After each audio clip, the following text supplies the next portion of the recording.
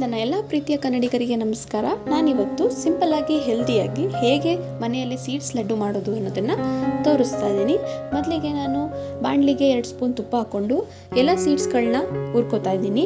ಹುರ್ಕೊಂಡಿದ್ದಾದಮೇಲೆ ಇದನ್ನು ಹಾರೋದಕ್ಕೆ ಬಿಡ್ತೀನಿ. ಇದೇ ರೀತಿ ಹೆಲ್ತಿಯಾದ ರೆಸಿಪಿ ಬೇಕು ಅನ್ನೋದಾದರೆ ನನ್ನ ಚಾನಲ್ನ ಸಬ್ಸ್ಕ್ರೈಬ್ ಮಾಡಿ, ಲೈಕ್ ಮಾಡಿ, ಶೇರ್ ಮಾಡಿ.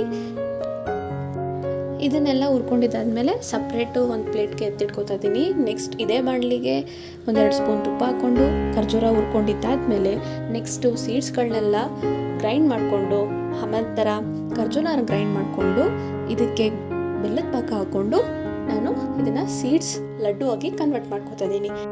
ಈ ಸೀಡ್ಸ್ ಲಡ್ಡು ಬೆನಿಫಿಟ್ಸ್ ಬಗ್ಗೆ ತಿಳ್ಕೊಬೇಕು ಅನ್ನೋದಾದರೆ ಬೇಗ ಹೋಗಿ ನನ್ನ ಚಾನಲ್ನ ಚೆಕ್ಔಟ್ ಮಾಡಿ ನಿಮ್ಮ ಮನೆಯಲ್ಲೂ ಟ್ರೈ ಮಾಡಿ. ಈ ಲಡ್ಡು ಹೇಗಿತ್ತು ಅನ್ನೋದನ್ನು ಕಮೆಂಟ್ ಬಾಕ್ಸಲ್ಲಿ ತಿಳಿಸಿ. Thank you for watch it.